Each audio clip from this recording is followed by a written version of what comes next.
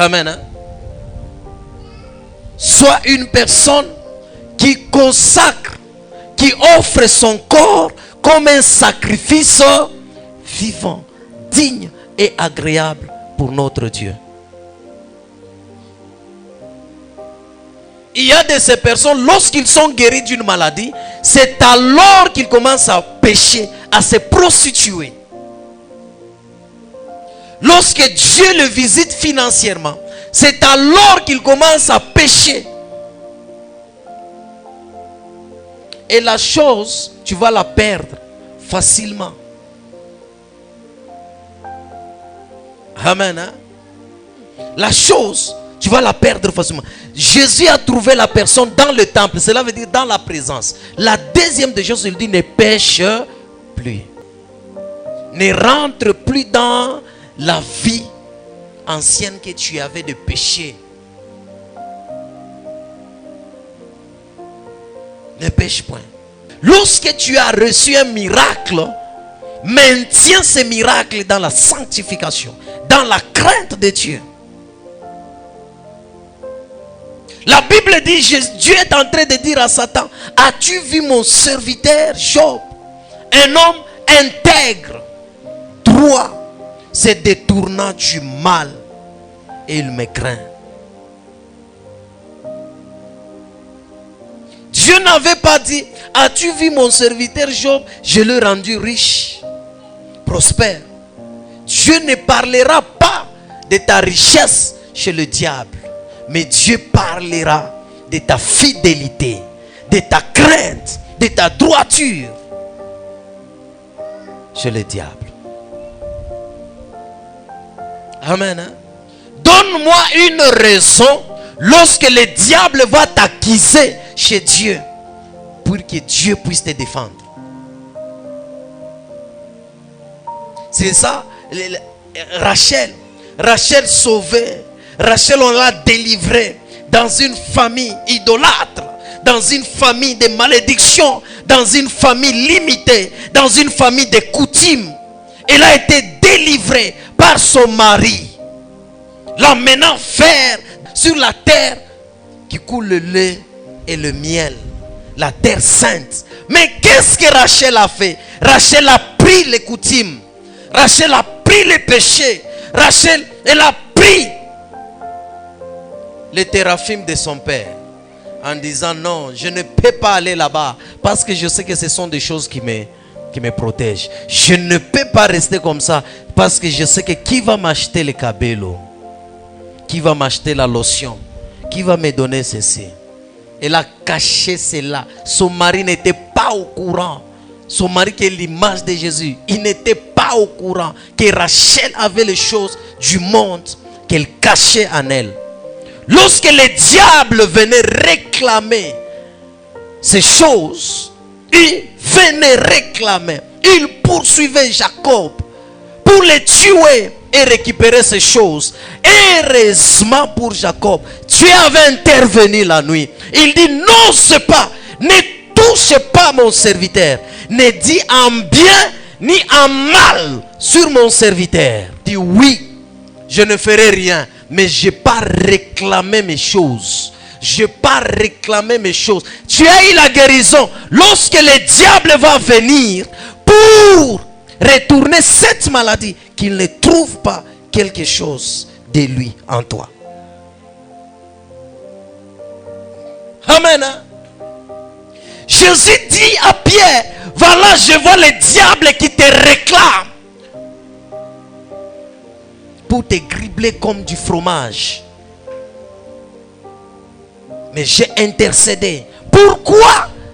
Parce que l'intercession de Jésus sur Pierre, Jésus connaissait les faiblesses de Pierre. Mais toi qui caches tes péchés devant ton pasteur, qui caches les péchés devant ton église, tu apparais ou vous apparaissez juste dans l'église, mais péchant à l'extérieur, la maladie va rentrer. Lorsque le diable va venir te réclamer, le pasteur ne saura pas intervenir. Même si je prie à la maison, Seigneur, bénis telle personne, Dieu ne bénira pas. Parce qu'il y a les choses du diable avec toi. Les choses du diable avec toi. Amen. Hein? Pierre, Jésus savait, Jésus connaissait ses faiblesses. Il savait que Pierre peut changer. Mais Jacob ne connaissait pas les faiblesses de Rachel. Comment intervenir? Quand Laban est arrivé, il dit, pourquoi tu m'as fait ça? Pourquoi tu n'as pas permis que je dise même au revoir à mes enfants? Pourquoi tu m'as fait ça? Au-delà, tu as pris même mes dieux, mes téraphim. Dis-moi, maudit soit chez celui vous allez trouver tes dieux. Maudit soit. Jacob ne savait pas que sa femme, la bien-aimée, qui avait les téraphim. Oh Jésus même, tu pêches. Jésus même, tu vis dans la masturbation. Jésus même, tu voles. Jésus même, tu pratiques les coutumes. Jésus même, tu t'enivres.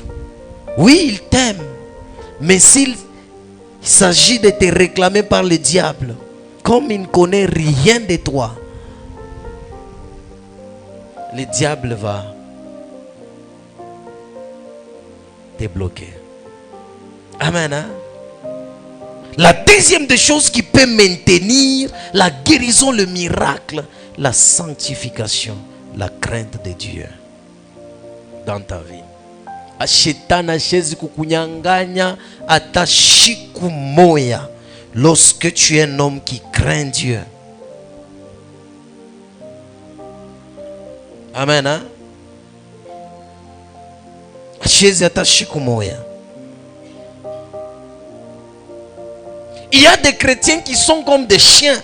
Lorsqu'on prie pour eux, ils reçoivent des guérisons. Qu'est-ce qu'ils font? Ils retournent dans leur vie du passé. Ils retournent dans leur vie.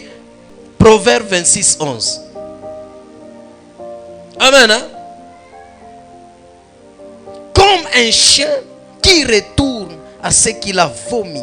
Ainsi est un insensé qui revient à sa folie. Amen. Hein? Donc cela veut dire, vomir, c'est repentir. Vomir, c'est abandonner. Vomir, c'est prendre une décision de ne plus rentrer sur ces choses. Mais après, la personne rentre sur des choses qu'il avait vomi.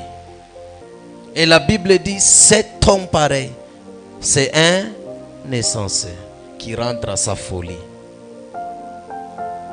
Jésus t'a guéri.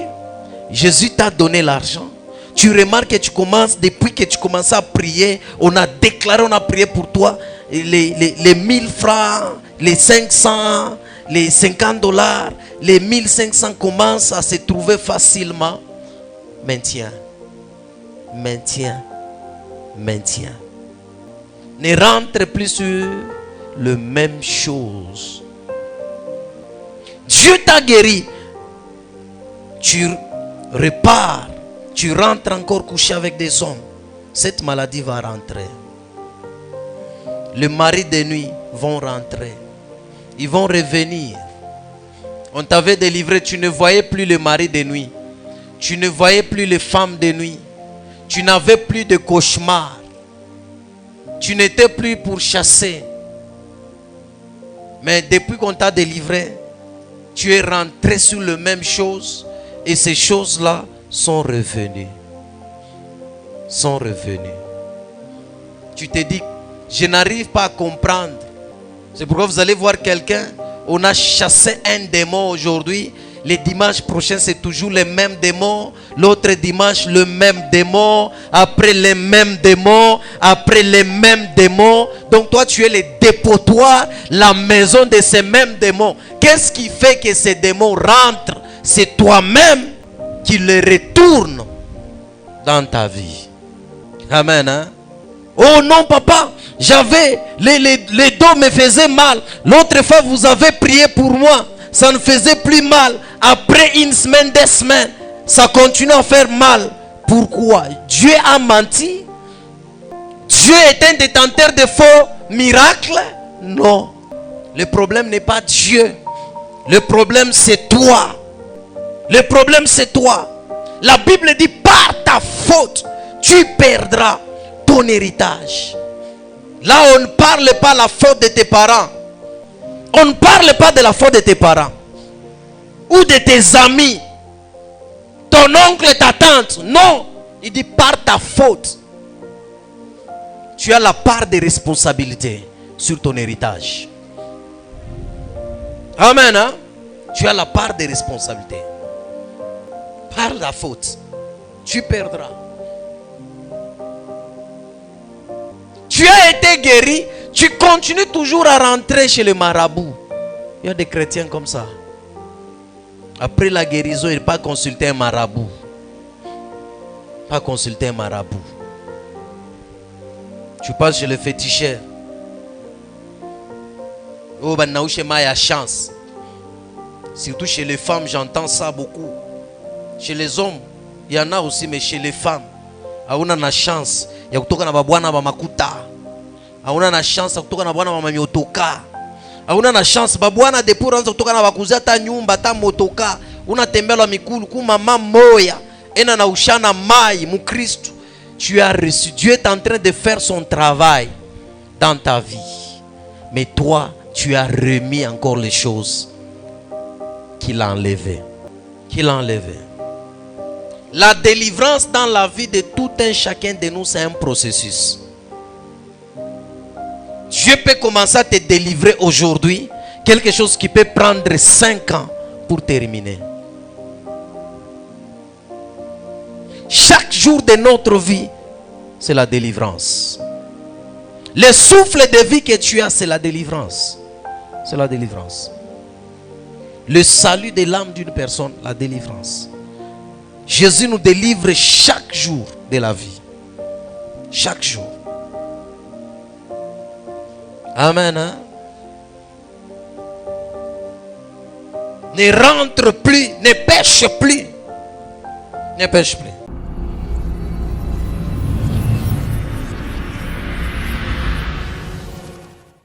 Bien-aimés dans le Seigneur, nous c'est le ministère Ciel Ouvert, 6 sur l'avenue Biaï numéro 155. Bien-aimés dans le Seigneur, nous c'est le ministère Ciel Ouvert, 6 sur l'avenue Biaï numéro 155. Beloved in the Lord, be blessed.